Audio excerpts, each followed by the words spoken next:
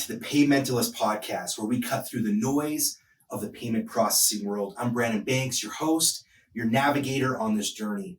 We're not here to just talk shop. We're here to get real about the real threats that keep you up at night.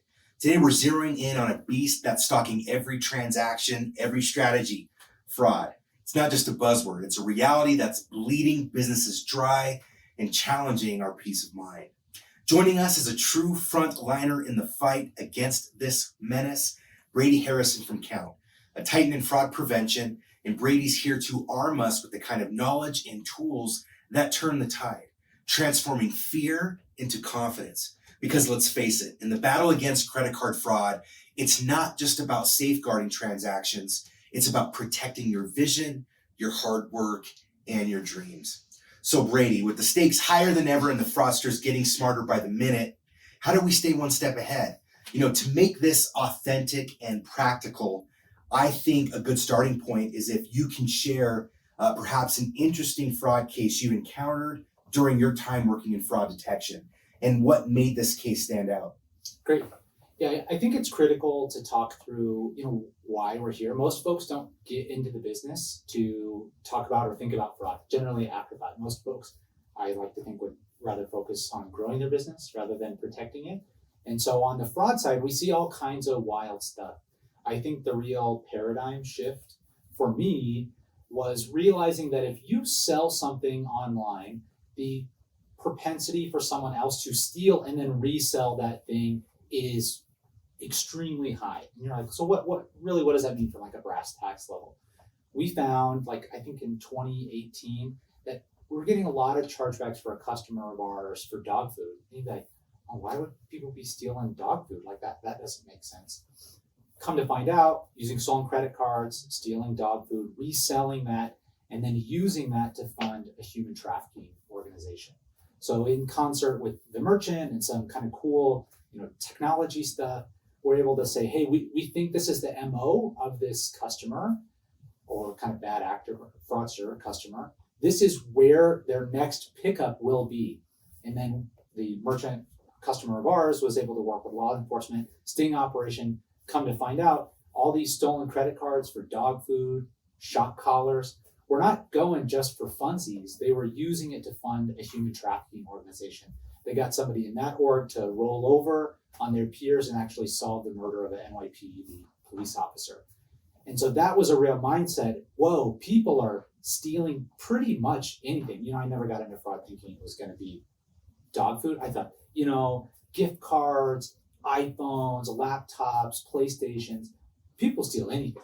And so the other large one is stealing food, right? Quick service restaurant fraud. But the real takeaway is if you sell something or find value in selling something to someone else, there's probably someone out there who says, hey, I will take advantage of either their naivete or lack of focus and steal from them and then resell their goods, undercutting them, and then some cases closing the business, right? Because they kind of lose track of where the ball is, and then all of a sudden chargeback program or even getting shut down, right? You're a low margin merchant, couple large losses could close your business. And so that's ultimately why I feel pretty empowered of the stuff that we do matters, right? It's not make a number go up, even though I like to joke that my job is make number go up, or number bad, make number go down. Mm-hmm. But we're stopping bad guys. And so failure is a non-option. And so it's quite a challenging problem to solve. And we want to provide merchants that facility and expertise because fraud is a full-time job. And that's not generally why people get into the business of selling something, to worry about, the 1% of their customers who are bad actors who could take down 100% of their business. Right. The reality is that no merchant is immune. Correct. Right. And regardless of what you sell or the services that you provide or render, fraud has to be at the forefront of your commerce strategy. It literally is something that is a direct threat to your business, right?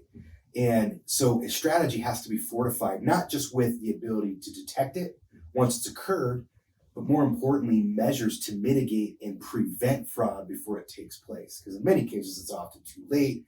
The ramifications are severe, right? And so in these particular cases that you've just shared, how did fraud prevention or a system, a feature, a product, whatever, what was the crucial role it played in identifying and preventing fraudulent activity? Well, there's a really easy way to eliminate all your fraud, and that's just don't take any orders online. Obvious, Right. but that's not an option for how customers like to engage. And so the real goal with fraud prevention, it feels like, is sales enablement. Is how can I have the minimum amount of friction for my customers that's just over what bad actors will tolerate, with some accessible loss level. So from a practical standpoint, what does that mean? And so some folks have gone like all the way on, I just 3D secured every transaction and I have no chargebacks. And you're like, yeah, but you also probably lost 10, 15% of your total sales volume. Like, wouldn't you like to grow 10 or 15%? Yeah, that introduces friction into the sales process, right? Yeah. 100%. And so when there's an interesting vibe to the situation in that for good customers, they don't want to know that your fraud system exists. If you have an ideal fraud strategy, they should never know that you even have one. Maybe if you're a bank, people like to feel the warm and fuzzies of having a robust fraud system. But for like a regular e-commerce merchant, people selling stuff online, they should have no idea who your fraud provider is, no idea that you even have a I'll back up. They should have no idea who your fraud provider is or what your fraud strategy is because it's not ever impacting them. And so then it gets down to a manner of degrees. And so from a like brass tacks, this is like let's 10,000 foot view. So let's practically talk about what that means. And it doesn't mean treating every customer the same. It means dynamic friction. And at a micro level, that's generally what we're seeing now is machine learning. That I need to employ a machine learning forward strategy, meaning it's kind of the predominant way in which I detect and mitigate fraud using machine learning plus some business policy. And so from a brass tacks standpoint, you really static rules of like bill ship, no match, over $100, this customer is new or old. That stuff just doesn't work at a granular enough level for how sophisticated customers are. And people are doing weird stuff, right? So last night, traveled to your guys' office, which is the podcast studio, sick. But I ordered online with my credit card in Boise for a location in Southern Utah. Totally normal transaction. But if you're using a static expert system style fraud strategy, you're going to decline me a good customer.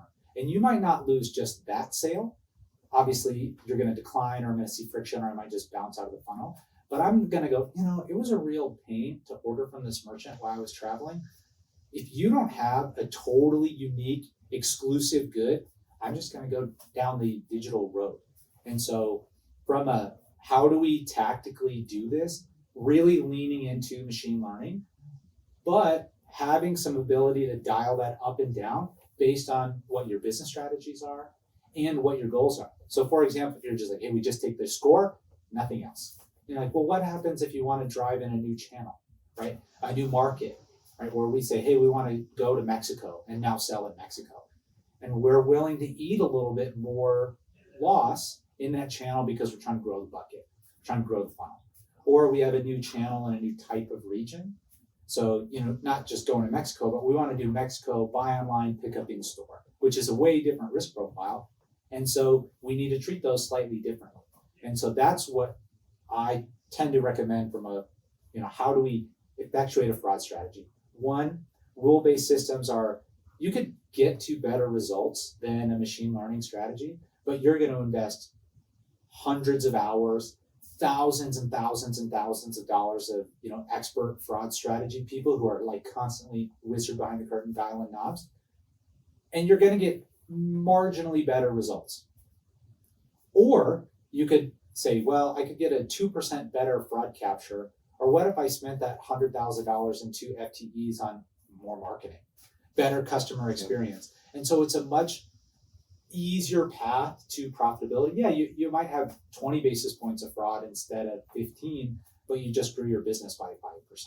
And so machine learning will get you 90% of the way there with like 10% of the work. And then you dial in some like, hey, this is kind of our strategy for this, market or region, or we know there's a little more risk in this product, but we have higher margin on it, so we're whatever. Versus, you sell a shampoo and you have a 90% margin, and you sell a hair dryer with 9. You can know in your business strategy to treat those a little differently, and that's really where machine learning plays a kind of critical piece. So, kind of to sum it all up, long story long, if you will. It's really machine learning plus business policy and strategy is really the way to go, unless you're willing to invest a lot of time, talent, and treasure in solving the problem. Which would you rather just spend that on growing versus protecting your business? Seems like a way, right? Not pencil in, right? When we're talking about how much investment it generally takes if you're going to kind of do it in-house. And it's hard, right? We PhDs working on this stuff 40 hours a week, and it's still challenging. Where do you want to spend that working on protecting your business versus investing that in growing it? Probably a lot easier to grow 1% than reduce your fraud 1%. So leave that to folks who are on fire for it. Right. We're very intentional with the way that we talk about this, right? I often use the words payment strategy. And I think whether you're a merchant, a software company, it really doesn't matter who you are. Your approach to payments and commerce should be strategic, right? And there's a lot of facets that encompass what a payment strategy needs to thrive, right?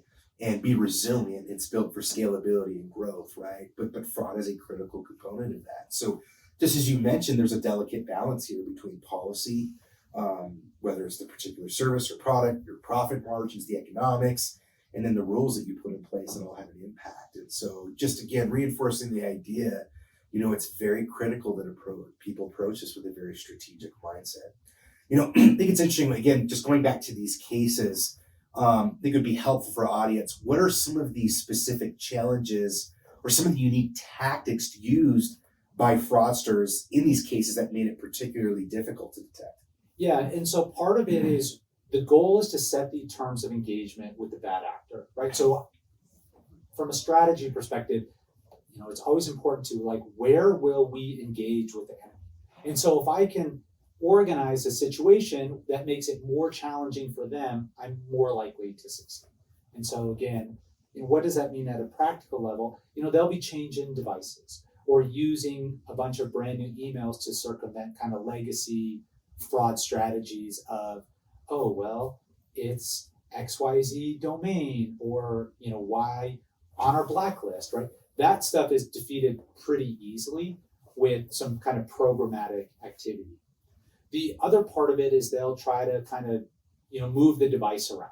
And so generally you want to say, well, what does a good customer generally look like?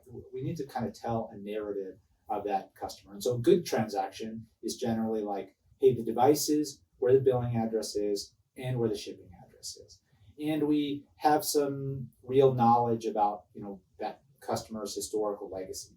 And so bad actors try to kind of circumvent each of those tools, right? I'll use a VPN to hide where my device is so it looks close to the billing address. Some fraudsters, I'm not talking about real, in the dark stuff, some fraudsters are so targeted that they'll actually buy credit cards with a specific zip code so you can hit AVS and CVV matches in the zip code where your drop address is.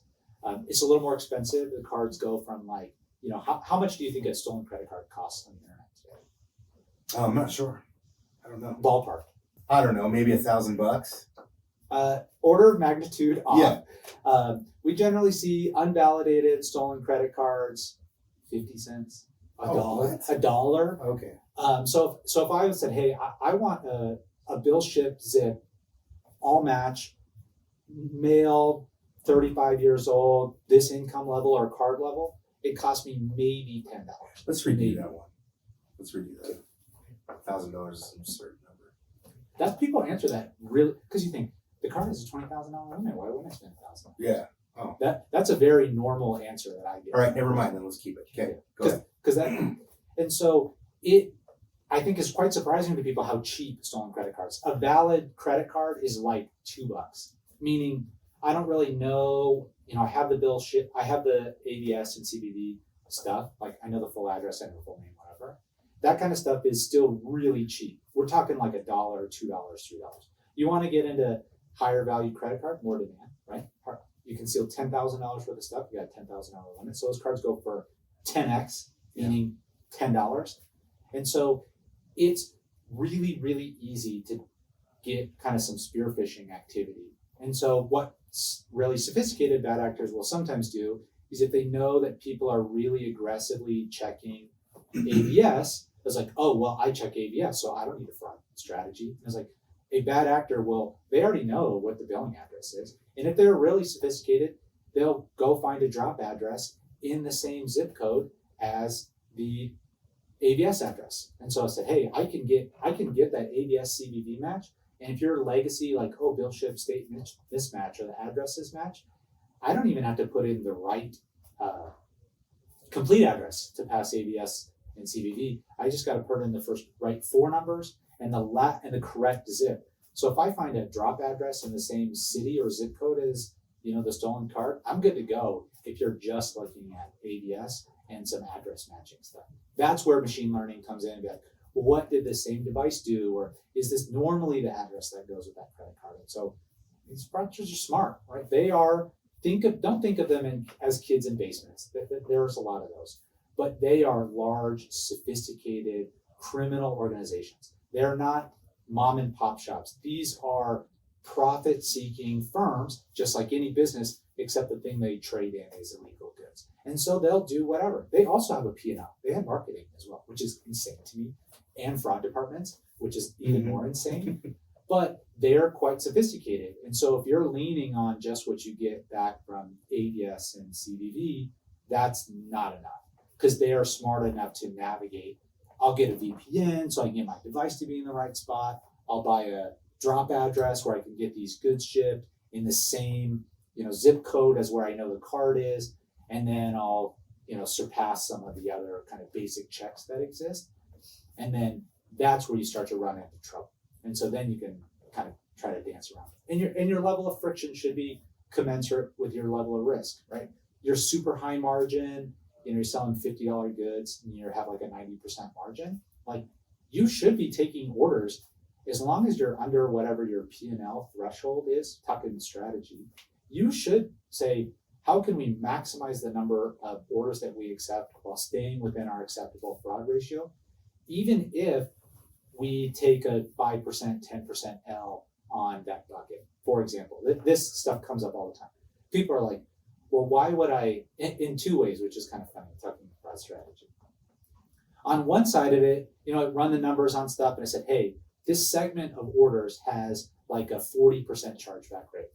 And it represents like 40% of your total fraud chargebacks. Meaning if we do this, we would reduce your losses to fraud by like 40%.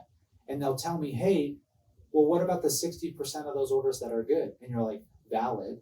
Let's run the numbers.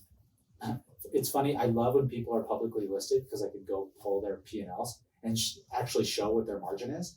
And I'm like, hey, you guys have a 10% margin on this product. And so if you have a 30% chargeback rate in that bucket, you are losing money hand over fist on that entire population. And so, yes, you will take a small L on some number of orders, but this is non-nutritious revenue, right? Sure, the top line looks great, but when this CFO looks at it, it's like, hey, we're losing money on this 1,000 order segment. And so that's when you'd be like, hey, guys, let's have the goal here is not to have a 0% chargeback rate. The goal is, I presume, to make money. Yeah. The inverse also happens, which is interesting, that people are like, we got to decline these 10% chargeback rate. Like, guys, you have a 90% profit margin. Like, yeah, like as long as you're under 90 basis points dispute to sales, which we can talk strategy to maximize that as well. Talk about kind of post authorization, what's our chargeback strategy? Those are still nice volume. As long as you stay under that 90 bips, you're good to go. You're making money hand over fist. And so it's kind of an interesting push and pull, and like, be sophisticated, like have a strategy. Don't just, put on your kind of logistics or e-commerce team, hey, we need to maintain X% chargeback rate. Why, right? What's the rationale for that number? And if you give me a target, I'm going to hit it. And so when someone's like, I want to run at 85 basis points and 99% approval, I was like, let's see if we can get there. And other folks are, I want to run at 15 basis points and I'm okay with a 98% approval or 90 or 95, whatever. And so I'm like, okay, yes, that, because they have a rational, like, this is what we want to lose. We're not a crazy high margin product. And so then that makes sense. But if you're a super high margin, it kind of makes sense to run at 50, 60 basis points as long as you're approving 90, 95, 99% of customers. But it always changes. So long story long, bad actors are going to do what they're going to do to navigate around your kind of legacy strategy. But your strategy should also incorporate, what your P&Ls are, not just what you think your chargeback rate should be. I think that's a kind of really level one thinking of, well, we got to be under 90 basis points. Okay, agreed. But anything under that number is really up to you. Maybe give yourself a little headroom, run like 80. But we have people who are like, I want to be at 15. Give a 90% profit margin. Like, why are we leaving money on the table even at a 98% approval with a 90% profit margin? As long as we can find a segment with a less than, 10% chargeback, really less than 90, you're like probably still cash positive on that. Yeah, right. Just as, a merchant strategy should be dynamic and flexible, and have purpose and rationality, say. I would assume that is the same mindset of a lot of these fraudsters, right? With the operations quite sophisticated, you have mentioned, right? And so they're always improving and finding ways to game the system. And so the question is how does fraud prevention evolve and stay ahead of bad actors and their tactics, right? How does that help a merchant ensure that they have confidence going forward, that they can evolve and continue to outpace these nefarious tactics? Yeah, so from a foundational perspective, you are really fighting with one hand behind your back because you have to follow the law. Fraudsters, by definition, do not. And so we're seeing people use generative AI in kind of sketchy ways or collaborating with other bad actors, sharing information, which is quite challenging for a regular merchant. You're not able to share credit card numbers between in a Discord or in a Telegram chat with your peers, but bad actors are. So from a foundation perspective, it's quite challenging from what we're able to do from a legal compliance, right? All that stuff. There are no rules if you're a bad actor. The only rule and only God is money. Yeah. And so where merchants have to deal with credit card processing rules, PCI compliance, right? All of that stuff. And so from a foundation, you're in a kind of losing position, right? But what we're seeing bad actors do to stay ahead is they're using AI, which is kind of net new, where they're using generative AI or other AI-based tools to generate attacks, like spinning up fake emails, fake identities, fake letters. And so really the only way that we see is you either have to have a massive amount of friction, which is, I call that a going out of business strategy because people will just move on, or you generally have to fight fire with fire. And so the industry as a whole has really moved into machine learning and AI as the way to kind of solve this problem. Because one, it takes advantage of, we have extremely large data sets. And two, it takes advantage of kind of learning in real time, like anomaly detection and finding patterns in large data sets that a human being could not do, while also not waiting for the chargeback cycle to close. So it can actually learn, intraday, intra-hour, where for a fraud team, you're like, this is our strategy. And then we see what happens over the peak period. And then chargebacks come in and then we adjust. That is a little too slow. And so from my perspective, the real path forward, as long as you're not going to go nutso with friction, which Europe has essentially done that, where they're wild about 3D Secure, which is funny because the UK has recently, and the EU has recently pulled back, hey, we have too much kind of inhibiting commerce. And so now they're asking us about machine learning as, how do I decide when to do friction via machine learning? Where in the United States, it's mostly about, how do I have a machine learning based fraud strategy to deal with these fraudsters who are evolving in real time, faster than the chargeback cycle, faster than you may know about it. The other benefit is you can only see your kingdom. And so where machine learning can look at tens of millions and billions of events from other merchants around the globe and preempt those attacks moving around. And so we see stuff happen in one region and then it leaks into other regions or leaks into other verticals. And then so if you had never experienced it before and you're flying solo, you'll be like, we have no idea what this is, and you have no preemption. Where when you're using machine learning, it already knows that fraud pattern from another vertical or another geo, and then can apply it to your vertical or geo, which makes it so we evolve as fraudsters move because they share tactics. Some stuff sometimes starts in Europe and then moves to the United States. Other stuff starts in the United States and moves to Europe, or vice versa. All right, thanks, Brady. As the nature of fraud continues to evolve, what trends do you foresee in the future of fraud detection, and how is Kount preparing to address these upcoming challenges? Yeah, I think machine learning is really kind of the predominant way that they're being addressed, but I'll talk about them individually. There are a couple big issues that I see on the horizon for kind of the US overall, as well as kind of global. First and foremost, front of my mind, I'm really excited about generative AI from a tooling perspective, using general adversarial networks to get real nerdy, where you use AI to make fake events so you can train AI, and they kind of battle in the computer. So it's like Tron-esque for machine learning, which is fascinating.